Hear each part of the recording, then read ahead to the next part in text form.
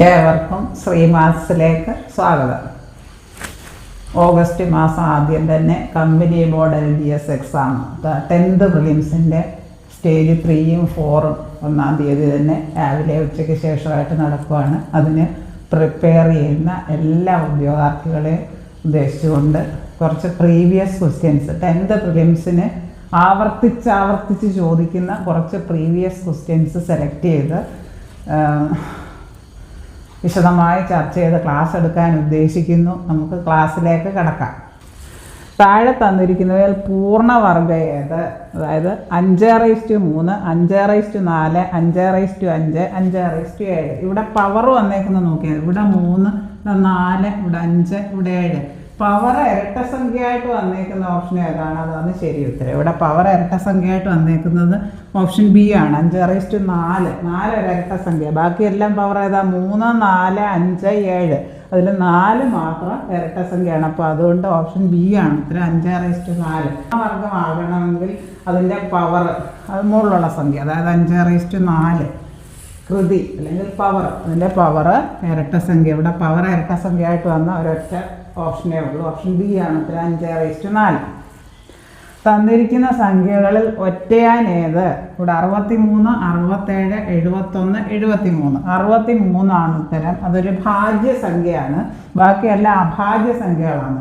63 ഒഴിച്ച് ബാക്കിയെല്ലാം പ്രൈം നമ്പേഴ്സാണ്. ഇത് കോമ്പസിറ്റ് നമ്പറാണ്.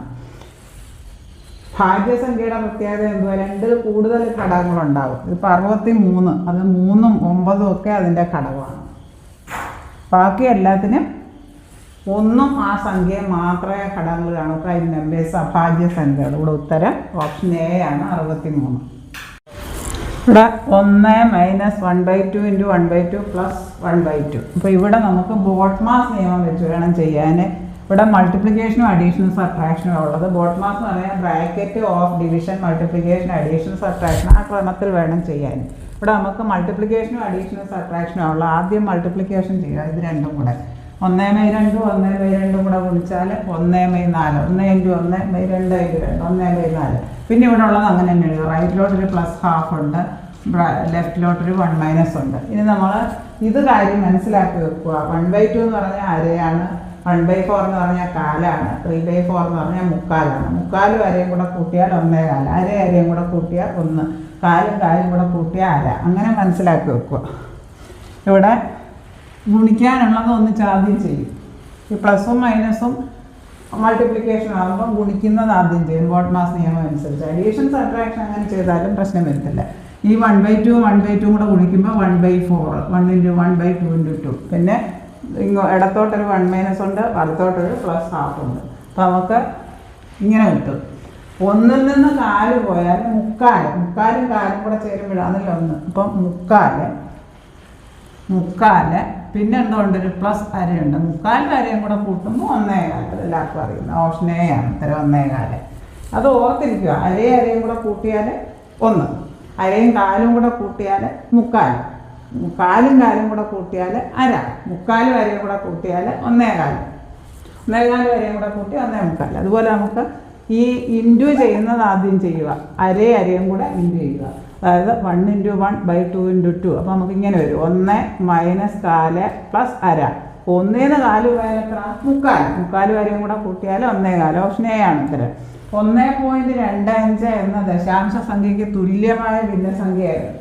1.25 നമുക്ക് എങ്ങനെ എഴുതാം? പോയിന്റ് കഴിഞ്ഞ് 2 സ്ഥാനം ആയതുകൊണ്ട് ആ സംഖ്യ അങ്ങ് എഴുതിയിട്ട് /100 എന്നിട്ട് അടിയിൽ 25 വെച്ച് കട്ട് ചെയ്താൽ ഷോർട്ടാക്കിയാണ് നമ്മുടെ ഓപ്ഷനിലുള്ളത്.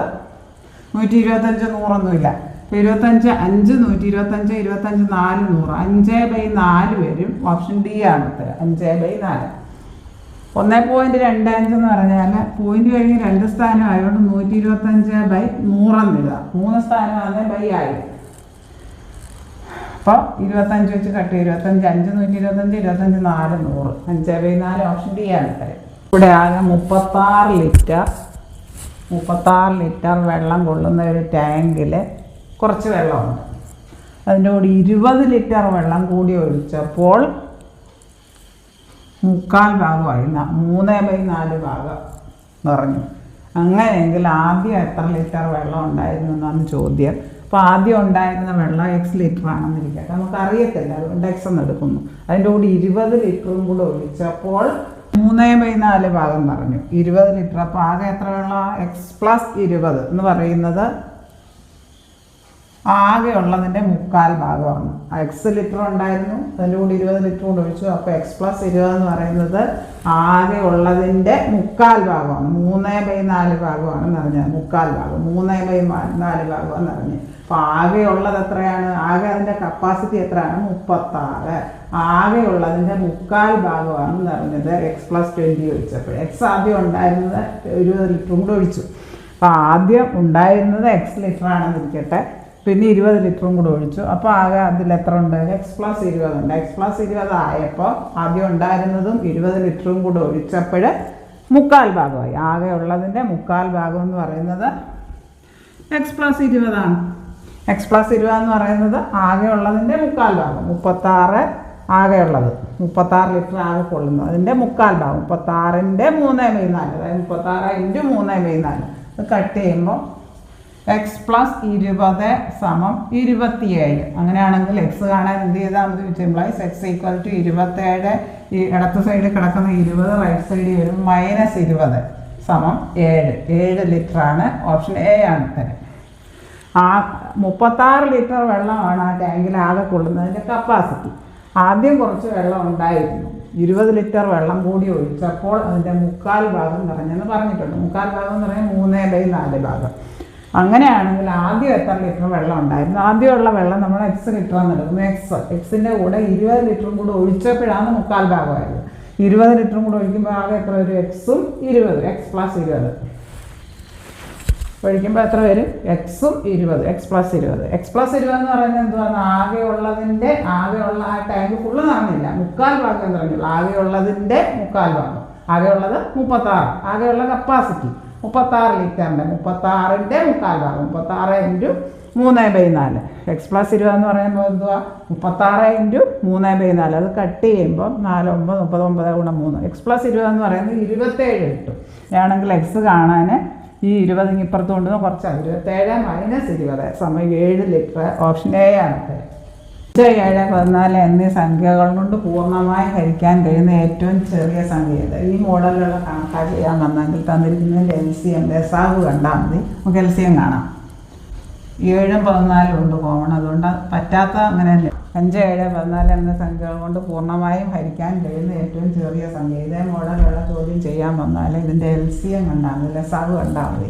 ഇവിടെ 7 ഏതെങ്കിലും ഏറ്റവും കുറഞ്ഞത് 2 സംഖ്യയെങ്കിലും പറ്റണമെന്നേ ഉള്ളൂ. ഇവിടെ 7 14, 7 2 കോമൺ ഫാക്ടർ. അപ്പോൾ അതുകൊണ്ട് 7 എഴുതാം. പറ്റാത്ത അങ്ങനെ തന്നെ 5 7 1 7 7 2 14. ഇനിയും പൊതുഘടകങ്ങളൊന്നും ഇല്ല. 5 1 2. അതുകൊണ്ട് നമുക്ക് LCM കാണാൻ എന്ത് ചെയ്താൽ മതി? ഇതെല്ലാം കൂടെ ഗുണിച്ചാൽ മതി. 7 × 5 × 1 × 2 സമം 70 വരും. ഓപ്ഷൻ ബി ആണ് ഉത്തരം. ഈ തന്നിരിക്കുന്ന ശ്രേണിയിൽ അടുത്ത ചോദിച്ചേക്കാം. നമുക്ക് നോക്കാം ഈ ശ്രേണി എങ്ങനെയാണ് പോയേക്കുന്നത്. ആദ്യത്തെ ഓപ്ഷൻ നോക്കാം.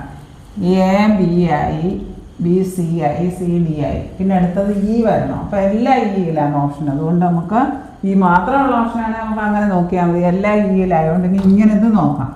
ഇതിങ്ങനെ ബാക്കോട്ടാണ് വന്നേക്കുന്നത്. Z Y ആയി, Y അതിന് തൊട്ട് മുമ്പുള്ള അക്ഷരം X ആയി, X W ആയി, ഇനി V വരും. അതായത് ആദ്യം ABI CDI DE ആയി. ഇനി Z ബാക്കോട്ടാണ്. Z Y ആയി, Y X ആയി, X W ആയി, തൊട്ട് മുമ്പുള്ള അക്ഷരം V വരും. ഈ V വരും. ഓപ്ഷൻ സി ആണ് ഉത്തരം. ഈ V. ഇവിടെ 5 7 14 എന്നീ സംഖ്യകൾ കൊണ്ട് പൂർണ്ണമായും ഹരിക്കാൻ കഴിയുന്ന ഏറ്റവും ചെറിയ സംഖ്യ എന്നാണ് ചോദിച്ചേക്കുന്നത്. LCM കണ്ടാൽ മതി. 5 7 14. അപ്പോൾ ഇവിടെ 7 കൊണ്ടാണ് പറ്റുന്നത്. 7 പറ്റാത്ത അങ്ങനെ തന്നെ എഴുതുക. ഏറ്റവും കുറഞ്ഞ 2 സംഖ്യക്കെങ്കിലും പറ്റണം. അങ്ങനെ LCM നോക്കുക. അപ്പോൾ 7 7 1 7 7 2 14. 5 പറ്റാത്തതുകൊണ്ട് അങ്ങനെ തന്നെ എഴുതും. ഇനി പൊതുഘടകങ്ങളൊന്നുമില്ല. ഈ സംഖ്യകളെല്ലാം കൂടെ ഗുണിച്ചാൽ മതി. 7 × 5 × 1 × 2 70 കിട്ടും. ഓപ്ഷൻ ബി ആണ് ഉത്തരം. ഈ മോഡലിലുള്ള ചോദ്യം വന്നാൽ അതിൻ്റെ LCM കണ്ടാൽ മതി.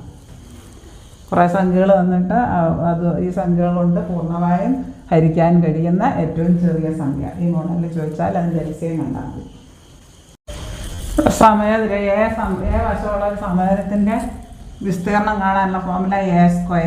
A² എന്ന് പറയുന്നത് 196 തന്നിട്ടുണ്ട്. വശം സ്ക്വയർ അപ്പോൾ ഒരു വശം കാണാൻ എന്ത് ചെയ്താൽ മതി, അതിൻ്റെ റൂട്ട് എടുത്താൽ 396 റൂട്ട് 14 വരും. 14 മീറ്ററാണ് ഓപ്ഷൻ ബി ആണ്.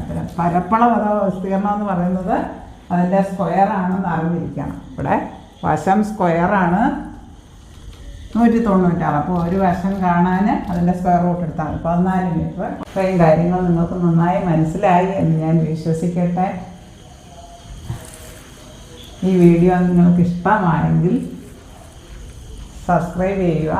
നിങ്ങൾക്ക് ആവശ്യമുള്ള എല്ലാ കൂട്ടുകാരിലേക്കും ഷെയർ ചെയ്ത് കൊടുക്കുക. നിങ്ങളുടെ സപ്പോർട്ട് ഉണ്ടെങ്കിൽ ഇനിയും ഇതുപോലെയുള്ള ധാരാളം വീഡിയോസ്, പ്രീവിയസ് ഇയർ ക്വസ്റ്റ്യൻസിൻ്റെ ധാരാളം വീഡിയോസ് ശ്രീമാത്സിൽ അപ്ലോഡ് ചെയ്യുന്നതാണ്. 2400 പരം വീഡിയോസ്, പ്രീവിയസ് ഇയർ ക്വസ്റ്റ്യൻ പേപ്പേഴ്സിൻ്റെ വീഡിയോസ് ശ്രീമാത്സിൽ അപ്ലോഡ് ചെയ്തിട്ടുണ്ട്. ഷോർട്ട് വീഡിയോസും ലോങ് വീഡിയോസും ധാരാളം വീഡിയോസ് അപ്ലോഡ് ചെയ്തിട്ടുണ്ട്. താഴെ കാണുന്ന ബെല്ലൈക്കൺ എനേബിൾ ചെയ്താൽ ഞാൻ ഇതിൻ്റെ വീഡിയോസിൻ്റെ എല്ലാ നോട്ടിഫിക്കേഷൻസും നിങ്ങൾക്ക് ലഭിക്കുന്നതാണ്. പ്രീവിയസ് ഇയർ ക്വസ്റ്റ്യൻസ് കണ്ടിന്യൂസ് ആയിട്ട് പ്രാക്ടീസ് ചെയ്താൽ മാത്തമാറ്റിക്സിന് കുറേ first test methods of calculations ഉണ്ട്. അതൊക്കെ ഉൾക്കൊള്ളിച്ചുകൊണ്ടുള്ള ധാരാളം വീഡിയോസ് ശ്രീമാത്സിൽ അപ്ലോഡ് ചെയ്തിട്ടുണ്ട്. എല്ലാം പ്രീവിയസ് ഇയർ ക്വസ്റ്റ്യൻസ് തന്നെയാണ്. തുടർച്ചയായിട്ടൊരു 5-6 വർഷത്തെ ക്വസ്റ്റ്യൻ പേപ്പേഴ്സ് പ്രാക്ടീസ് ചെയ്താൽ, കണ്ടിന്യൂസ് ആയിട്ട് പ്രാക്ടീസ് ചെയ്താൽ മാത്തമാറ്റിക്സ് വളരെ ഈസി ആയിട്ട് ഫസ്റ്റ് ടെസ്റ്റ് മെത്തേഡ് നമുക്ക് ടൈം അധികം കളയാനില്ല. Thank you for watching.